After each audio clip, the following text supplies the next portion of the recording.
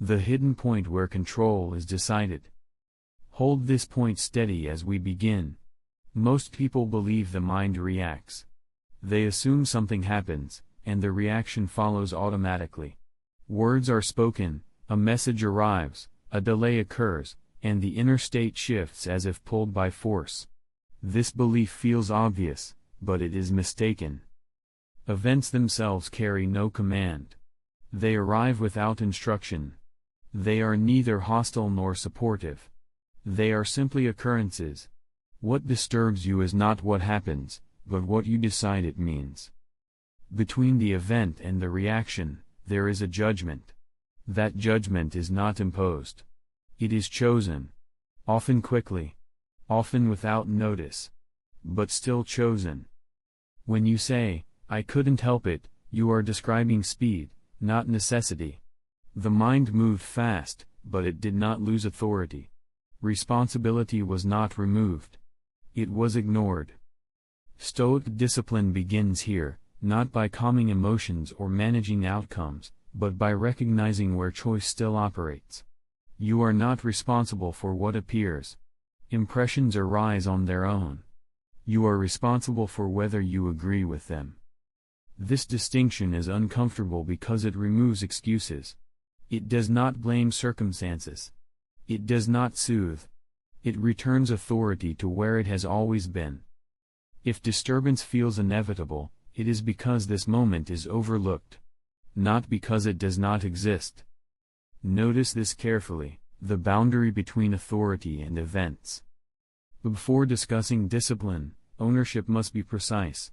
If you want clarity, the first task is not control but definition. You must separate what belongs to you from what does not. Without this separation, effort is misdirected, frustration accumulates, and discipline collapses into tension. What belongs to you is limited. It is smaller than you think, but more decisive than anything else. Your judgments are yours. Your intentions are yours. Your choices are yours. Your willingness or refusal to agree with an impression is yours. Nothing outside this sphere can be commanded, negotiated with, or forced into obedience. What does not belong to you is everything else. Events. Other people's actions. Their opinions. Outcomes. Timing. Recognition. Reputation. Even the body, to a large degree, follows its own conditions. These things can be preferred or avoided, but they cannot be owned. The confusion begins when these domains are mixed. When you try to manage what is not yours, effort becomes anxious. When you neglect what is yours, life becomes reactive. Most disturbance comes from this single error. Consider a simple example. You send a message and receive no reply. The event is neutral. Silence. Nothing more. The disturbance begins when the mind declares, "I am being ignored," or "this means disrespect." That declaration feels automatic, but it is not forced. It is an interpretation accepted without review. The reply was never yours to command. The judgment was. Or consider being criticized. Words are spoken. Sound reaches the ear. That is all. The moment you decide, "I am diminished," or "I must defend myself," you have moved beyond the event into judgment. The words were not under your authority. Your agreement with their meaning was. Discipline fails when this boundary is ignored. People attempt to discipline outcomes, to control impressions by force, or to manage other minds through tension. They exhaust themselves and call it effort. They experience resistance and call it injustice. None of this is necessary. Stoic discipline removes external blame not by denial, but by accuracy. It does not say events do not matter. It says they are not yours. Preference is allowed. Attachment is not required. When you accept this boundary, something shifts. Effort becomes simpler. You stop arguing with reality. You stop demanding that others behave correctly so that you can be calm. Calm becomes conditional only on what you govern. This is not passivity. It is precision. You still act. You still speak. you still pursue what seems reasonable. But you do so without confusing action with control. Responsibility returns to its proper place. If disturbance arises, you look inward, not to assign guilt, but to locate the judgment that was accepted too quickly. If calm is lost, you do not search for better conditions. You examine the choice that was made. This boundary is not philosophical abstraction. It is practical. It determines where you place attention, where you train, and where discipline applies. Without it, every technique becomes unstable. With it, even small practices become effective. This is the foundation. Everything else depends on it. This explains where effort is misplaced, but not yet how disturbance takes hold, the moment agreement is given. Now we look at what actually creates disturbance. Events arrive first. They always do. A sound, a delay, a facial expression, a message, a memory.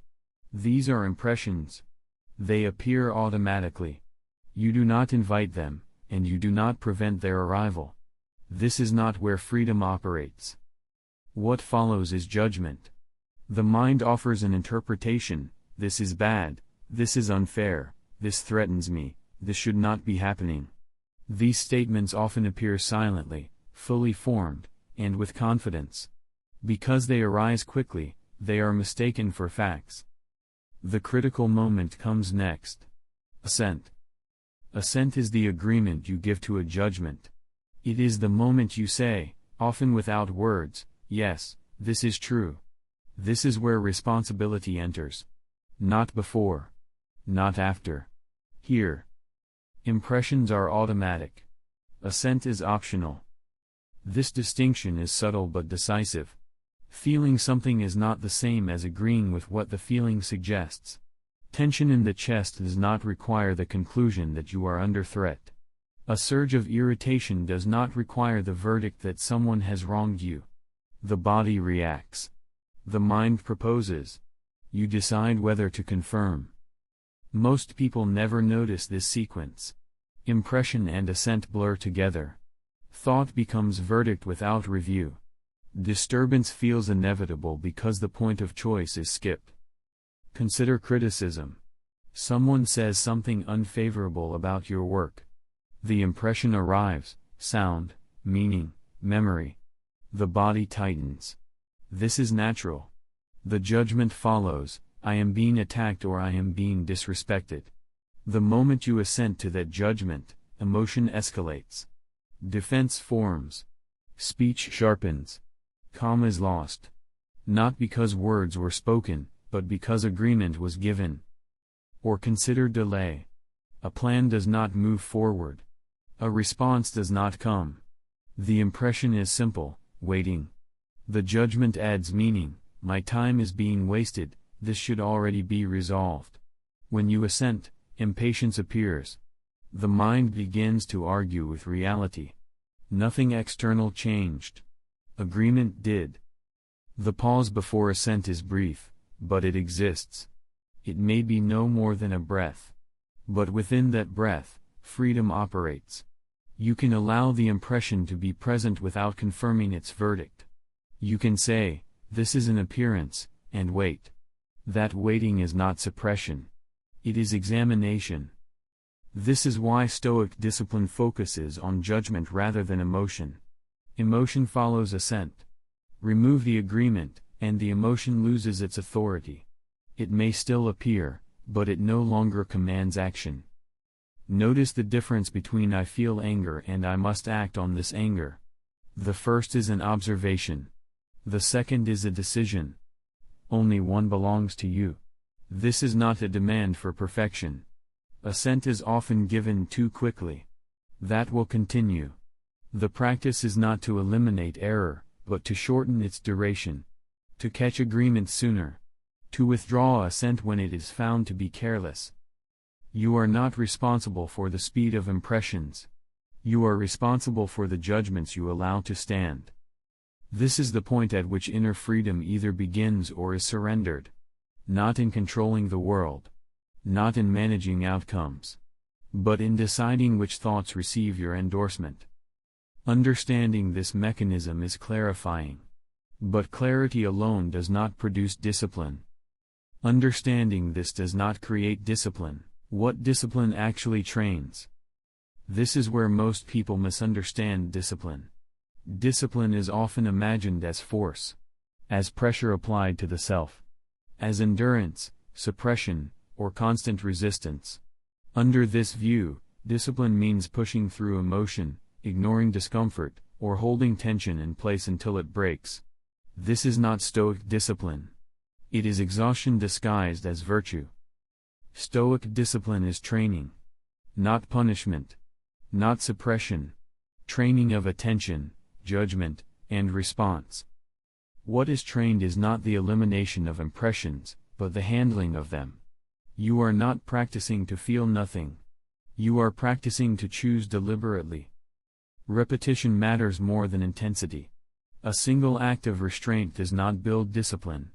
Repeated, ordinary acts of correct judgment do. The mind learns through exposure, not through command. Just as the body adapts through regular movement, the mind adapts through repeated review of assent. This is why willpower fails under pressure. Willpower relies on force in the moment. Training relies on familiarity before the moment arrives. When impressions come quickly, the trained mind recognizes them. The untrained mind reacts. Discipline is built when stakes are low, when inconvenience is small, when irritation is mild. Each time you notice an impression and pause before agreeing, even briefly, you strengthen the habit of choice. Each time you catch a judgment and withhold assent, you reinforce authority. Emotion is not removed by this process. It is clarified. You may still feel anger, fear, or desire. What changes is their reach. They no longer dictate action automatically. They are experienced, not obeyed. This distinction matters. Many people try to discipline emotion directly. They tell themselves not to feel what they feel. This creates internal conflict. The Stoic approach is different. It allows emotion to appear, but refuses to crown it as commander. Training also means accepting imperfection without excuse. You will assent too quickly. You will notice after the fact.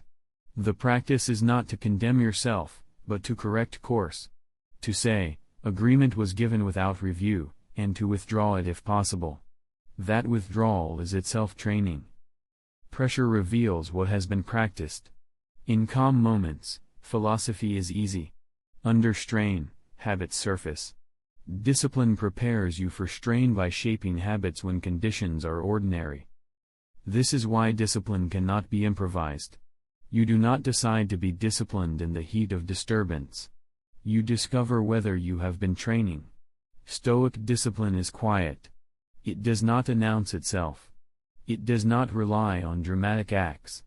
It is visible in small pauses, measured responses, and the refusal to add judgment where none is required. The goal is not control over life, but consistency within yourself. When judgment is trained, reaction slows. When reaction slows, choice becomes visible. When choice becomes visible, responsibility is reclaimed. This training does not make life comfortable. It makes it workable. You stop demanding that circumstances cooperate with your preferences. You focus instead on keeping your own faculty of judgment in order. That order is not rigid. It is responsive. It adjusts without panic. It corrects without blame. This only works when applied, where practice enters daily life.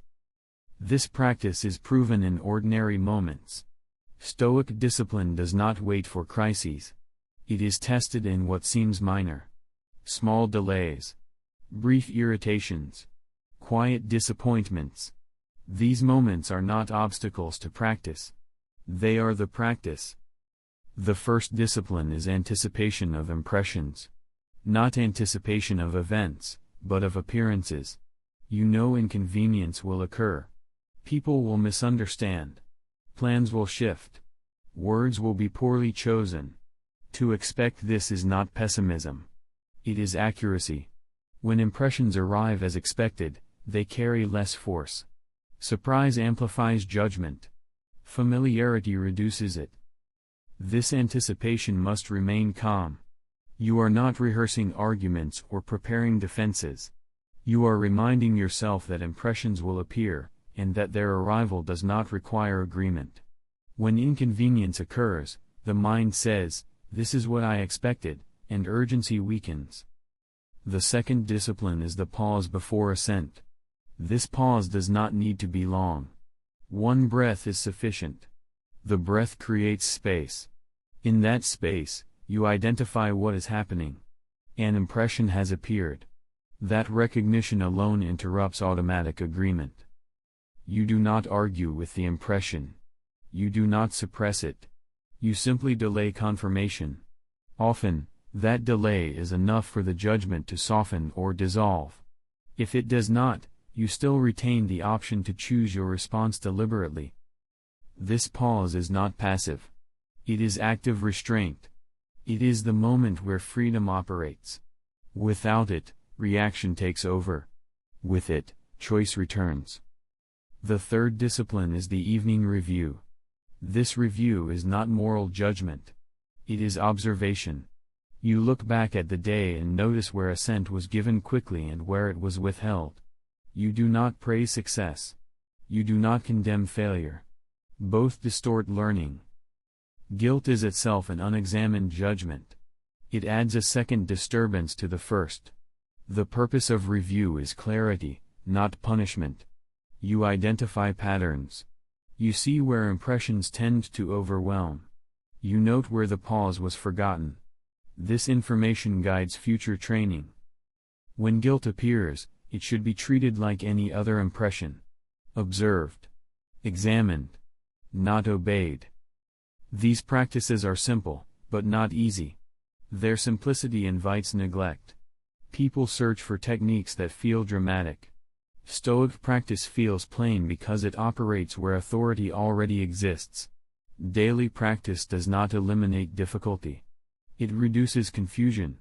You stop asking why things should be different and start asking where judgment entered unexamined. That question is actionable. Complaint is not. Over time, something changes. Reactions slow.